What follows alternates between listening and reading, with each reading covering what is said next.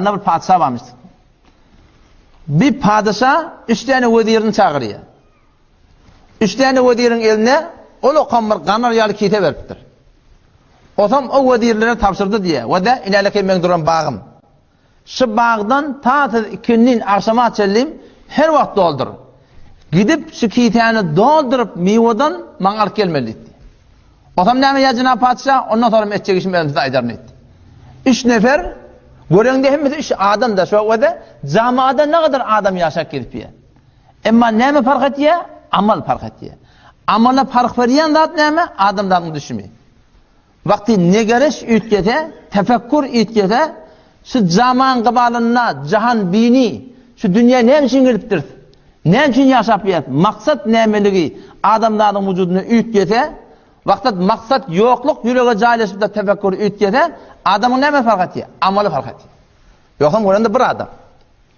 Yol mahalyanına bir taraf, akşam namazdadık.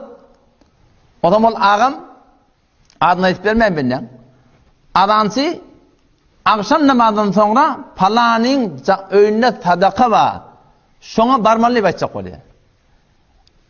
Şimdi umum Türk meselelerde de hemmeceminin ahlakı da şöyle. Yönüm şu tadı bir genrak gördüm. Hemme cemaat burada da gülüptü. Bir nocavan oğlan ikilin yüzden tutup hoklap ağlamandır. Kep bir kep. Cemaat bir cemaat. İki kulak iki kulak. Hemmetse var bir vakit daha. Bu da ki başka bir vakti işlem olsun. Haber näme? Yan kadansı açık koyuyor adamla falanın oyuna sadaka var. Akşam namazdan sonra son öğüne varmalı. Diyecek buraya dil çalışıyor. Yine açık koyuyor yine dil çalıştı. Yine açık koyuyor yine dil çalıştı. Adamlar cak gülmeyen durdular. O adam bir nocavan oğlan ikilin yüzüne tutup ağlamayan durdu. Hoklap. Men gen ağlam. Onun kendi ağlanını ağlamadılar. İkilin yüzüne tutup bir tirkelenini yankı. O namazdan tökenin sonra men göründe sonra sen ne diye ağladın? Onda deydi bir lehze men sonra kabr yadım açtı. İlerlekem kabra girmeli. O şotada munkar nekir gelecek. O soracak men rabbuk? Ma dinuk? Men nebiyyuk? Peygamber sallallahu aleyhi ve sellem şehrini kokatacak. Şunun hakkında sen ne mi diyordun? Kimsi? Sonra eğer men dilim çolursa men günüm nem olur deyip men sonra ağladım diye. Gülüp durulanda da ağlayan da var. Nemen tüne oluyor Müslüman doğan şey fakat fikrin tüne oynuyor. Adamlar da fikri ütkettirler. Fikrin tüne işleniyor. Tefekkür ütkedi mi? Adamların ameli ütküyor. İnalekem şu Türkmen Müslüman namuscan millet ceyhum bilen behri kadar arafi çölüsünden öser yeli Türkmenin gulgunsa da kara vedmen karafi kara dağdan iner tiyli Türkmenin ol merdin oğludur merttir federi gör oğlu kardeşi ter hoştur seri dağda düzde kavsa seyyatlar deyli ala bilmez yol varsa oğlu Türkmenin şu yol varsa oğlu Türkmen 30-35 yıl mınnaval namusun sana can veriyedi. İş ettin biri Türkmenin namusuna şey ettin. Türkmen sana ölüşüyedi. Kırılışıyedi. O Türkmenin namusunda da ayarlı oğullamızda enelemizde şu cüret alfazların dilmalasını öğrenek. Şu utansızlık yoktu ki ben erkekle ağına çıkayım. Adamların ağına bir hıyali yürüyeyim. O bilen bu bilen karşı durayım. Caklaş gülşeyim. Şu yoktu Türkmenin de namusunda.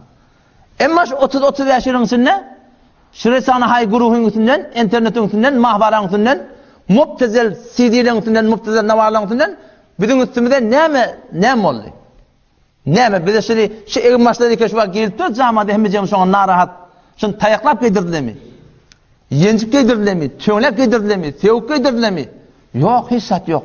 Şu önkü adam yönüsün tefekkürünü ettirdi. Son sebep endişe-i kavmi harab. Vakti tefekkür etkiye amal hutbuk etkiye. Son sebep endişe-i kavmi harab. Gayri halis gerdet bedeste simena. Na halisi ya. Baba bir günah çıktı. Bir hayatılık bu. Aslında ölüm gözümen tanıyardın. Şun sebep endişe-i kavmi harab. Gayri halis gerdet bedeste simena. Mireden der sineş kalbi selim. Der negahu kej ayet mustakim. Doğru attaki. Pes nukhussim bayeteş tetir fikir. Önce fikir doğrulamalı. Men öz hakkında, hanavadan hakkında men mes'ul. Camian kıbalını biz memur. Pes nukhussim bayeteş tetir fikir. Bazıdan asan şebet ta'mir fikr. İkballahu rahmetullahi aleyhi. Önce tefekkür dit evet olmalı. Cahan bini yutkemal insanla.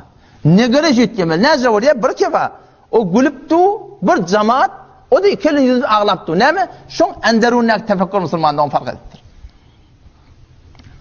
Yank patsa işte ne vedirne hava o lokamır kanaryalı kiten verdi diye kurtağa gelttiren kite. Gidin ikinin akşam açılımızda vakt şunu kav doldurmalı etti. Doldurdan getirin bana. Ecada ne yaparım meyvede yolacak kotanız, ne medinde dolduracak kotanız. Haydını alacak kotan al vermeli. 3 adam birlikte gitti yerle bağa karşı. Avval kuvvedir fikretti diye vade. İkinci vedir başarı fikretti diye. Üçüncü vedir başarı fikretti diye. Şimdi her gayetinin tefekkürüne var ya, şöyle amalları yetkiyattır. Avval kuvvedir fikretti diye, padişah, mınına var bir de meyve yoldurar. O meyve, mınına kargarlı yok ya, kadamalı var, haşamalı var. Şöyle yok ya, gelip bir ömür bir de gödür, ne açayım var. Gelip, indi bir de bugün konsen, meyve yığmanlı diye, meğerde olsa, şimdi bir hususi mimarlar olacak olmalı. Bir de khasyon gödürü, bir de şundan şimdi yığdayıp aytiyam olması dedi. Sondan gitti diye bağa, Qavdan yığıp, önce etereğine hoz aylat diye. Onun defereğine naz aylat diye. Muzalamallardan. Onun defereğine portakal aylat diye. Onun defereğine almaz aylat diye. Yumuşaktan yumuşağını göğünde, qatıdan qatıran etereğine o lokon, sığır yatandan var, bu kümeyalık kopya diye sığır. O lokon sığır yatan sığır yalık, kümeyalık kiyten doldurup, dik duran yerine ağdın tıkıp, 4-5 tane nöker bilen o lokamır arvağını zordan yüklep, al qaytı diye ikinci akşama. İkinci nefer nece fikretti diye. Padişah bir de meyve yok diye babır hareket duranak. Nemette olayan kamın ayşime girdi olsa ay yönü burada büyüradım ne mi? Meyve ödüne göre kodayım işe bu ona yığdı diye bir de yığdıranak. Ay şun neme yoksan ödünkü diye amalı şun. Şun meblasına göre ki tane kalimatlaştırıp dolduruştu da bana şurada bir kehan da ağdım ne boğdu diye. Bir neferin kömeği olan bir de araba olarak alıp geldi diye. Üçüncü nefer ne fikretti diye. Padişah böyle meyve bir yığmam neymiş be. Nemeden doldurursan doldurt da o çap çölün o yan bir yan meyvede okut diye beter yengil olmahan deyip diye. Ganimadra bir adam da arkan alamalı. Meyve bilen ot bilen yeni bırakmanın çıkıp bir çişirip ağzını tıkıp diye bu dal kayıttı diye. Oranda o lokan da ama içinde de atıyor. Bunun hiç haberi yok. Gel padişah geldi diye. İkinin akşam araba oldu hava çağırdı diyen 3 neferi. Destur verdi diye. Ne mi? Şu 3 neferi bililikte cüda. Şu vaktin oynadığından noklandı diye.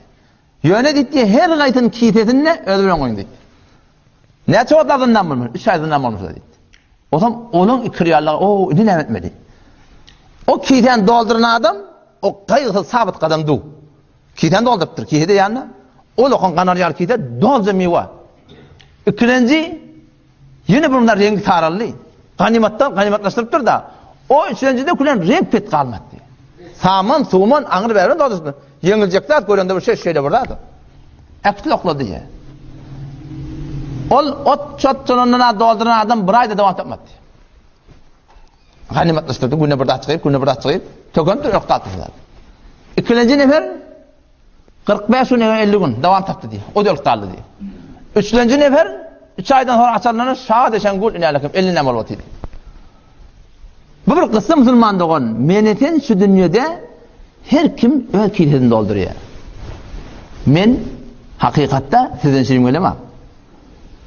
Men öl kilidini dolduruyorum. Sizin ki gelip dirsiniz Müslüman doğanım sizin öl kilidini dolduruyorsunuz. Her kim amal ettiye ödünü zimmetliye. Halka minneti yok mu? Bu da Kur'an sünnete tabir etti. Muhtelif ayatla bir zihnime gitti. Euzu billahi mineşşeytanirracim. Bismillahirrahmanirrahim. İn ahsantum li enfusikum ve in asa'tum felaha fe iza caa va'dul ahireti ci'na bikum lafifa ve bil hakki enzelnahu bil hakki nazal. İn ahsantum li enfusikum Allah ayetiyor. Eğer kavlu etseniz, siz kavlu etseniz ödünüzden sürüp, öykiden doldurup durun.